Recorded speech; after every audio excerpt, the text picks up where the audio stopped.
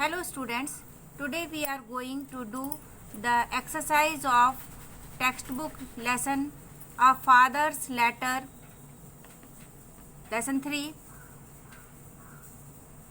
Here we are going to do meanings of the new words, word power and questions and answers. We have 4 columns. The first one is new words, the next one is pronunciation, next one is meaning in English and the next one is meaning in Hindi. First word, indifferent. Indifferent means not very good, उदासीन या विरक्त. Destination. Destination means a place where somebody or something is going. एक ऐसा स्थान जहाँ कोई व्यक्ति जा रहा है या वस्तु पहुँचाई जा रही है. गंतव्य स्थान. Dust means dare, चुनौती देना, साहस करना. Endeavor. Endeavor यानी होता है effort. Effort यानी प्रयास, कोशिश. Alter. Alter means change, परिवर्तन करना. Willfulness. Willfulness means determination to do what one wants.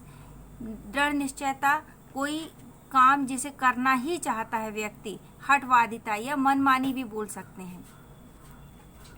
Pick. Pique means annoyance. Annoyance यानी अनादर करना. डिस्पाइज. डिस्पाइज मीन्स हेट, घृणा, तिरस्कार.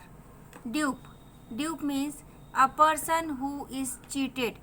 एक ऐसा व्यक्ति जिसके साथ जिसे चीट किया गया हो यानी जिसे नुकसान पहुंचाया गया हो. बुद्धू व्यक्ति. इन्योर मीन्स हार्डन, कठोर करना, अभ्यस्त बनाना. हिदरटू. अंटिल नाउ मतलब अभी तक.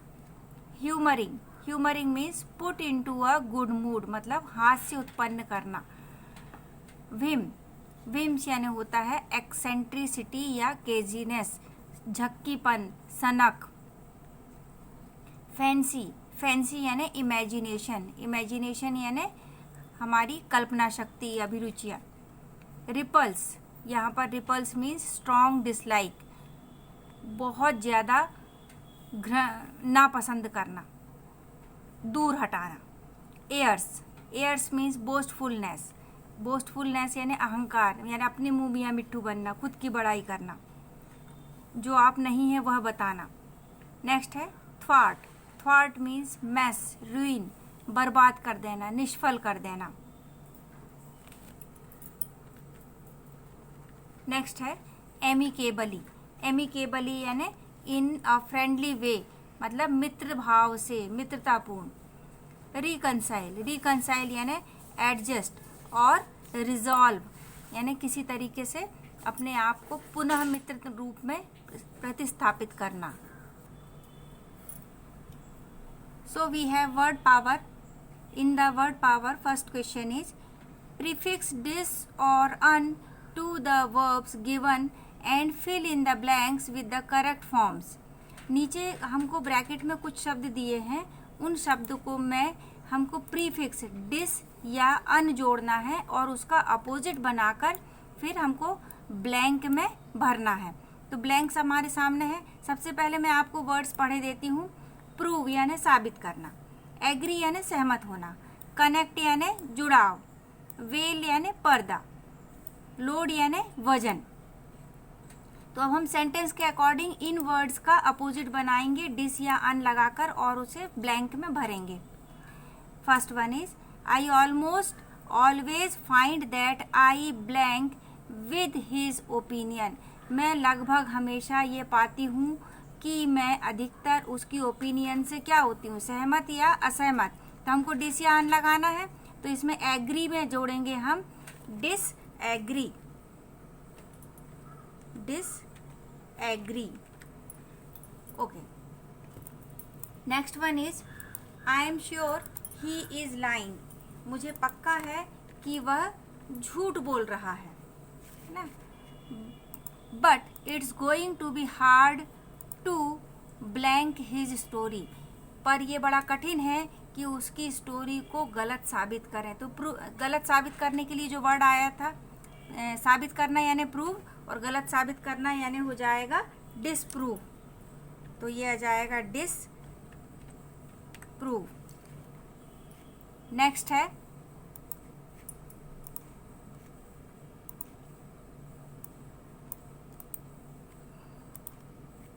हाँ, हम ये जो शब्द हैं क्योंकि ब्लैंक बहुत छोटी दी हुई है उसके सेंटेंस के बाजू में उसको प्लेस कर दे रहे हैं ताकि आपको स्पष्ट दिख जाए। फर्स्ट वाले का है डिसएग्री, नेक्स्ट सेकंड वाले का है डिसप्रूव। पहले तो मैं ब्लैंक की जगह पर ही टाइप कर रही हूँ लेकिन उसको स्पष्ट दिखाने के लिए साइड में भी मैं रख दे रही हूँ। नेक्स्ट है after a brief speech the queen blank the new statue. एक संक्षिप्त भाषण के बाद रानी ने स्टैच्यू का क्या किया। यहाँ पे वेल यानी पर्दा था तो पर्दा हटाया तो उसको बोलेंगे अनवेल। अनवेल, अनवेल यानी संक्षिप्त भाषण के बाद रानी ने पर्दा हटा दिया मूर्ति का। नेक्स्ट है it took the man an hour to blank our things from the van. एक व्यक्ति को वैन से सामान हटाने के लिए, लोड करना यानी सामान भरना और अनलोड करना यानी सामान हटाना, तो सामान हटाने के लिए उसे कितना टाइम लगता है, 1 घंटा। तो यहाँ पे लोड ऑलरेडी हमको दिया हुआ है तो हम यहाँ पे ब्लैंक में आ जाएंगे, ये हो जाएगा अनलोड। तो नेक्स्ट वन है हमारा his phone was blank because he didn't play his last bill. अब यहाँ पर एक ही शब्द बचा है हमारे पास कनेक्ट। तो कनेक्ट उसका बिल नहीं भरा गया था तो कनेक्ट का अपोजिट क्या हो जाएगा, डिसकनेक्ट।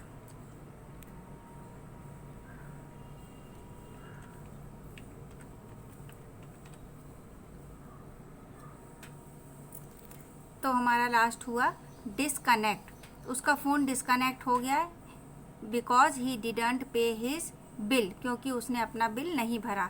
आप चाहें तो इसका स्क्रीनशॉट ले लें और फिर अपनी कॉपी में इजीली नोट कर सकते हैं। So the first blank is disagree, the next is disprove, the next is unveil, the next is unload and the fifth one is disconnect। तो यहाँ पर ये जो हमने ब्लैक से दर्शाया है ये हमारा प्रीफिक्स है। प्री यानी पहले लगाने वाला, फिक्स यानी जोड़ना। प्री यानी पहले, फिक्स यानी जोड़ना। तो शब्द के पहले हमने जो अक्षर जोड़े, शब्दांश जोड़े हैं वो है डिस और un as per the requirement of the word. Now come to the next B.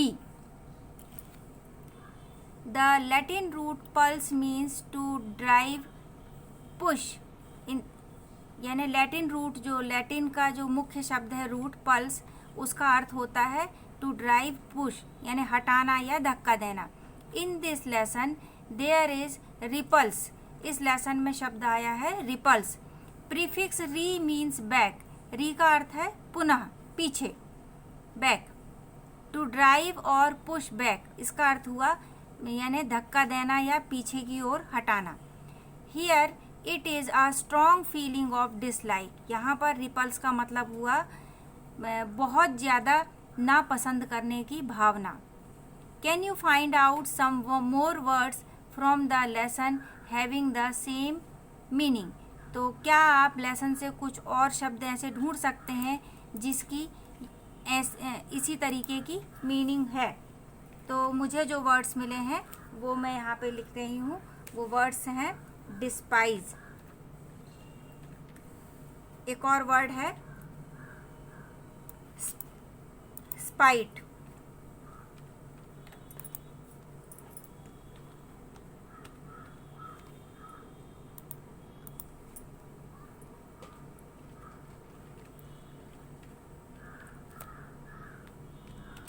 Okay. तो हम मुझे ये 2 वर्ड ही नज़र आए जिनका रिपल्स के लगभग समान अर्थ है ना। तो नेक्स्ट हम लोग पहुंचते हैं क्वेश्चन नंबर सी पे। The root cap, capt, cip, cept, ceive means to take, seize लेना या जमा देना, उसको बंद कर देना, समाप्त कर देना, ऐसा अर्थ निकलता है इसका। इन शब्दों का, कैप, कैप्ट, सेप्ट, सेप्ट, सीव का। Can you match the meaning of the following words having the same root. तो हमें कॉलम ए में वर्ड्स दिए हुए हैं, कॉलम बी में हमको उसकी मीनिंग उसी रूट वर्ड से रिलेटेड जो है वो बतानी है। तो फर्स्ट वन है कंसीव।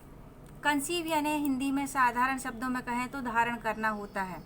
तो कंसीव का जो सही अर्थ है वो है fifth one, to take an idea into one's mind to understand. कोई आइडिया दिमाग में धारण करना या समझना। कैप्चर, कैप्चर यानी होता है पकड़ना, है ना। तो कैप्चर का सही अर्थ है a seizure, fourth one. Next one है डिसीव। डिसीव यानी सामान्यतः होता है धोखा देना, है ना। तो यहाँ पे धोखा देना यानी सत्य से दूर ले जाना, सेकंड वन हो जाएगा। To take away from the truth. Next है एक्सेप्ट, मतलब के अलावा, तो ये हो जाता है taking out, third one. Next है receive, to take into one's position, अपने अधिकार में लेना। इस तरह से हमारा वर्ड पावर की ये एक्सरसाइज कंप्लीट होती है। आप इसकी स्क्रीनशॉट ले लें और अपनी कॉपी में नोट कर लें। Now it's turn to do the questions and answers of the lesson. First question is, why does the author choose this occasion to advise his son? लेखक ने यह अवसर क्यों चुना अपने पुत्र को सलाह देने के लिए? आंसर है the author chose this occasion because his health was indifferent and he was not sure that he would be with his son for a long time. लेखक ने यह अवसर इसलिए चुना क्योंकि उनका स्वास्थ्य ठीक नहीं रहता था और उन्हें निश्चित नहीं था कि वो लंबे समय तक अपने पुत्र के साथ रह पाएंगे। नेक्स्ट है what happens if we prejudge people and future events. क्या होगा यदि हम लोगों को और घटनाओं को पहले से पूर्वाग्रह में रखें?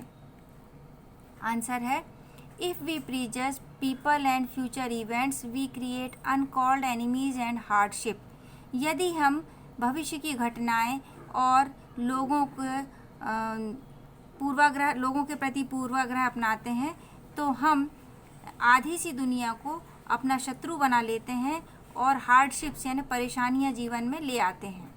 नेक्स्ट है What is the best way to disarm hostility? Hostility दूर करने का सबसे अच्छा तरीका क्या है? हॉस्टिलिटी यानी होता है शत्रुता। तो आंसर है the best way to disarm hostility is not to think ill of others until they try to harm you and even then try to overlook their faults as far as possible. सबसे अच्छा तरीका है शत्रुता को disarm करना, निष्क्रिय करने का, कि दूसरों के बारे में बुरा मत सोचो तब तक जब तक वो आपको नुकसान नहीं पहुंचाते हैं, और यदि नुकसान पहुंचा भी देते हैं try to overlook their faults, कोशिश करें कि उनकी गलतियों को आप ओवरलुक कर दें, नज़रअंदाज कर दें। जितना संभव हो उतना अधिक ऐसा आप करें। Question 4, what should we never despise anyone for. हमें किस चीज़ से कभी घृणा नहीं करनी चाहिए? तो आंसर है we should never despise anyone for his poverty. हमें कभी भी किसी व्यक्ति से उसकी गरीबी के लिए उसका तिरस्कार या घृणा नहीं करनी चाहिए। Question 5, what is the main difference between playmates and schoolmates. खेल के साथी और स्कूल के साथियों में क्या अंतर है? Answer, with playmates you can have your own way. खेल के साथियों के साथ आप अपने तरीके से मनमानी कर सकते हैं, अपने तरीके से रह सकते हैं। Because they know you quite well, क्योंकि वो आपको बहुत अच्छे से जानते हैं। But with school mates you can not do this, पर स्कूल के साथियों के साथ आप ऐसा नहीं कर सकते, मतलब मनमानी नहीं कर सकते। You will have to consider their own needs and will have to adjust with them. आपको आवश्यकता पड़ने पर उनकी आवश्यकताओं को भी ध्यान रखना होगा और उनके साथ एडजस्ट भी करना पड़ेगा, समायोजन भी करना पड़ेगा।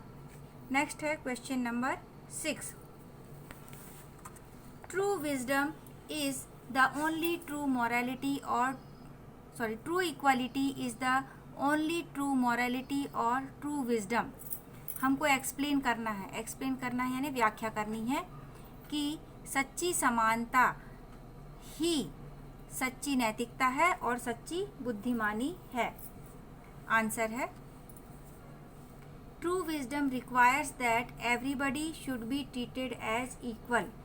सच्ची बुद्धिमानी कहती है कि हर एक व्यक्ति को समान रूप से व्यवहार किया जाना चाहिए।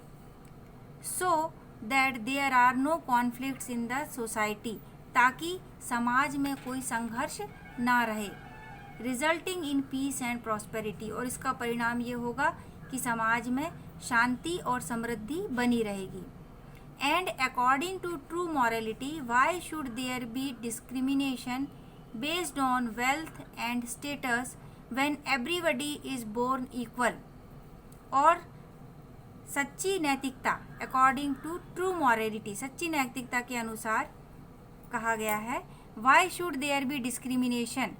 हम डिस्क्रिमिनेशन यानी अपनी बुद्धि का उपयोग क्यों करते हैं? भेदभाव, डिस्क्रिमिनेशन यहाँ पर भेदभाव। Based on wealth and status, भेदभाव भी संपन्नता और सामाजिक स्थिति के अनुसार करते हैं। When everybody is born equal, जबकि सारे लोग एक से पैदा हुए हैं। Thus it can be said that true equality is the only true morality and true wisdom. इसीलिए कहा गया है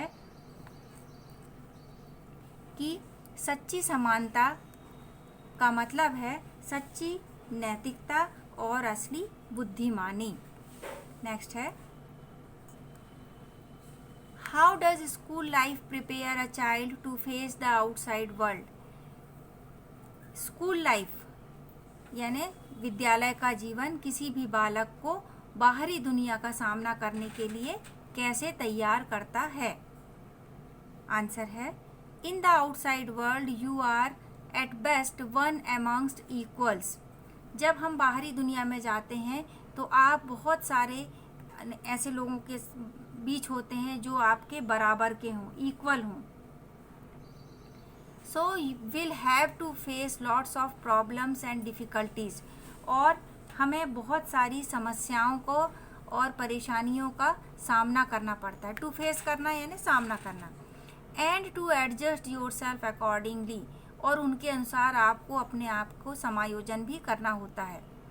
in the school you come across a similar situation, विद्यालय में भी आप ऐसी ही समान परिस्थितियों के बीच होते हैं। दो ऑन ए स्मॉलर स्केल, हालांकि ये परिस्थितियाँ संसार के तुलना में बहुत लघु रूप में होती हैं। And so it prepares you for life, और इस तरीके से यह स्कूल लाइफ आपको भविष्य के लिए तैयार करता है। तो इस तरीके से हमने हमारा यह लेसन पूरा कंप्लीट किया, और आपसे उम्मीद है आपको वीडियो पसंद आया है। यदि आपको वीडियो पसंद आया है तो इसे लाइक या शेयर करें और आने वाले वीडियोस का ईगरली इंतज़ार करें। Do take care and stay at home. Thank you. Have a good day.